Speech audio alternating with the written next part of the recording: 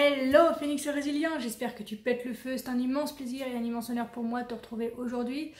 Aujourd'hui, très cher Phoenix, j'ai envie de parler avec toi d'une notion que je rencontre extrêmement souvent lors de mes accompagnements ou même lors de mes interactions au quotidien, que ce soit avec mon entourage, avec mes amis ou avec des personnes que je rencontre.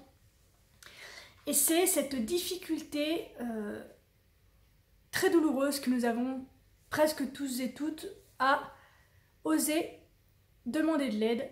C'est parti.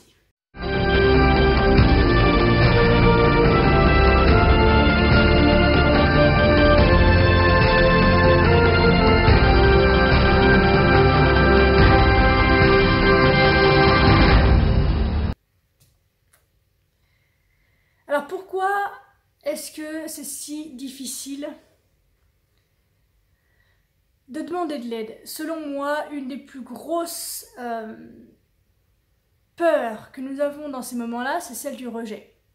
Alors quand en plus de ça, on a été victime effectivement de relations toxiques ou qu'on a fait face à une séparation difficile par exemple, ou bref, que nous avons des rapports avec les autres êtres humains qui sont quelque peu soit conflictuels, soit forgés sur de la peur ou du manque de confiance, effectivement les choses sont difficiles.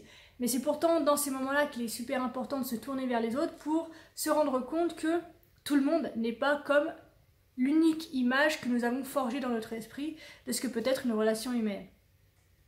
Pour ce qui est de la peur du rejet, c'est une peur qui nous est inculquée depuis absolument toujours. Si je prends par exemple l'éducation judéo-chrétienne que nous avons majoritairement en France, on est basé sur le fait qu'il ne faut pas demander par exemple son soutien à Dieu pour n'importe quoi. Il ne faut pas appeler Dieu en vain et il faut apprendre à se démerder tout seul.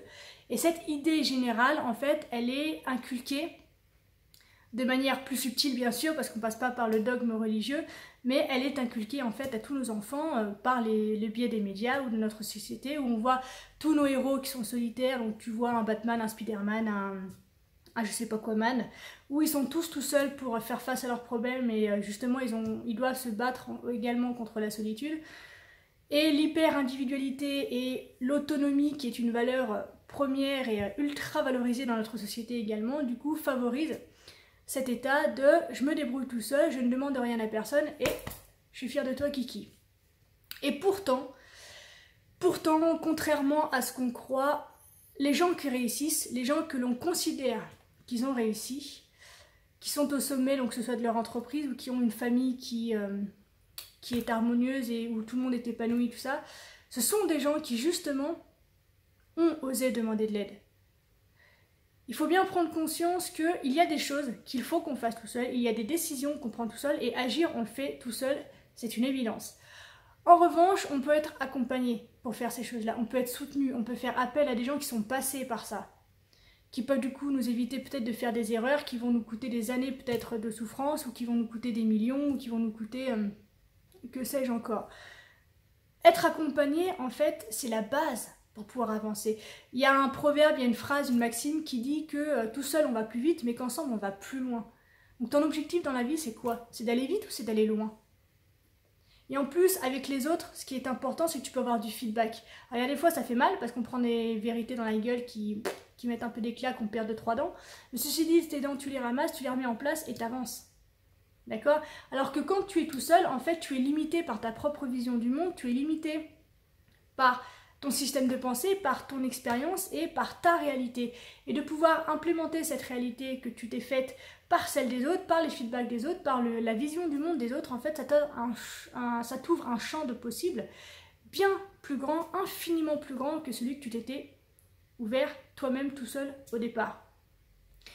Et pour en revenir à la peur du rejet, ce dont on a peur en fait, c'est d'être rejeté en tant que personne. Et ce qu'il faut comprendre, c'est que quand quelqu'un te dit non, c'est pas toi qu'on rejette, mais c'est peut-être le projet. Je sais pas si tu vas demander à un collègue ou à un boss par exemple, je sais pas, une promotion ou d'ouvrir un nouveau projet, ou bref, ce n'est pas toi, ce n'est pas ton être qu'on rejette.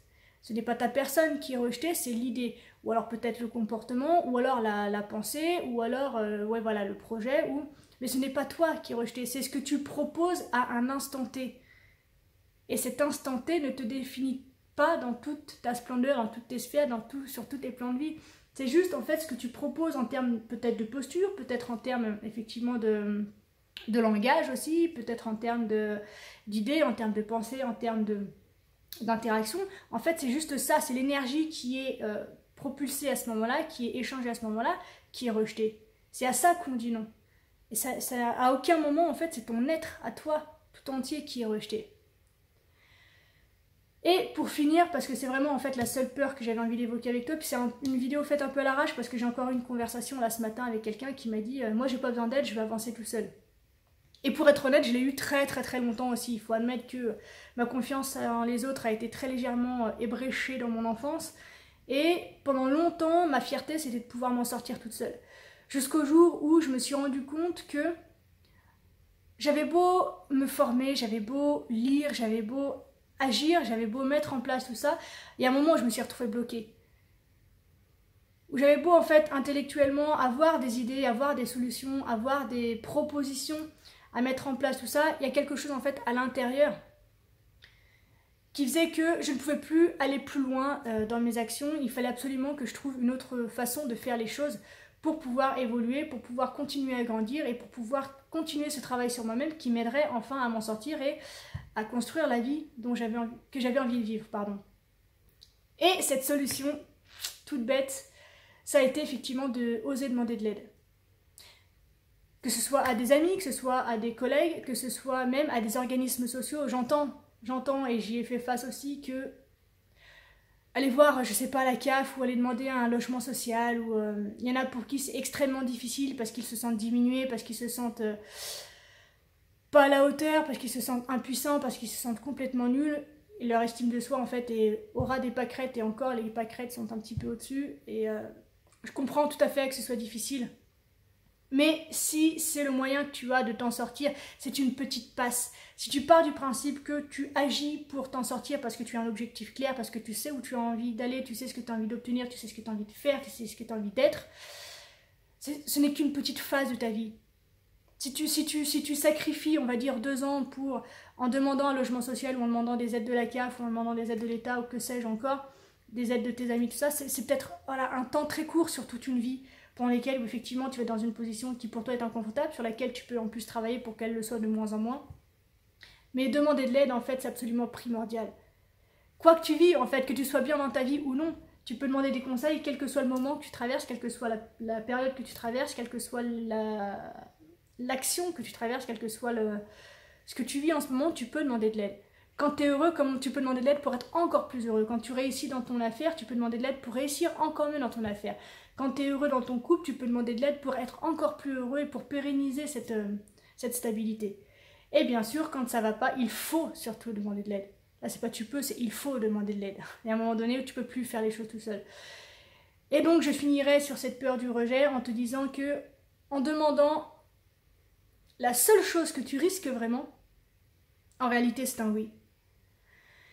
Parce que imagine que tu demandes de l'aide à quelqu'un, il te dit non. En fait, le résultat, c'est quoi? C'est juste que ta situation reste la même qu'elle est déjà. Donc, ne rien faire, c'est un non. Demander, obtenir un non, c'est rester là où tu en es. Et donc, demander la seule réponse qui peut te faire bouger et puis qui peut avoir un impact, finalement, c'est le oui. Donc, quand tu demandes de l'aide à quelqu'un, la seule chose que tu risques vraiment, c'est un oui. Alors, ouvre-toi à ça. Garde ça à l'esprit. Si on te dit non et que tu réagis à l'intérieur de toi, demande-toi en fait ce que l'autre en face de toi a fait résonner, sur quelle blessure est-ce qu'il a appuyé et sur quoi est-ce que tu peux travailler pour avancer et ne plus réagir comme ça la fois d'après. Mais la seule chose que tu risques en demandant, c'est un oui. Donc garde bien ça à l'esprit et n'hésite pas à demander de l'aide. C'est absolument primordial pour pouvoir avancer. On ne peut pas vivre tout seul, ça n'existe pas. On ne peut pas avancer, réussir, grandir, évoluer en étant seul. Il y a une partie, je te l'ai dit en début de vidéo, qui se fait tout seul, en termes d'introspection, en termes de bien-être, il y a une partie évidemment qui se fait tout seul. Mais on ne peut pas tout faire tout seul. C'est complètement illusoire, utopique et complètement vain de penser que tu peux faire tout seul. Dac, je te laisse. C'est tout ce que j'avais envie de partager avec toi aujourd'hui, donc n'hésite pas comme d'habitude à interagir avec moi via les commentaires pour me dire ce que tu penses de tout ça. Est-ce que toi aussi tu as eu cette peur du rejet? Est-ce que tu as réussi à la surmonter? Si oui, comment est-ce que tu as fait? Sinon, qu'est-ce que tu comptes mettre en place ou essayer? Et à qui est-ce que tu vas demander de l'aide pour pouvoir t'en sortir? Si tu penses que cette vidéo peut en aider certains et en éclairer d'autres, n'hésite pas bien sûr à la liker puis à la partager afin qu'un maximum de monde puisse enfin se libérer de cette peur du rejet que nous avons et qui les empêche de demander de l'aide pour pouvoir avancer, pour pouvoir grandir, évoluer et construire la vie qui les inspire. Je te laisse, on se retrouve très vite dans une prochaine vidéo. D'ici là, bien sûr, prends soin de toi, sois reconnaissant envers la vie et surtout, n'oublie jamais que tu es la personne la plus importante de ta vie et que de ce fait, tu mérites ce qu'il y a de meilleur. Je te souhaite une magnifique journée, une extraordinaire semaine. Je te dis à très bientôt, je t'aime, ciao.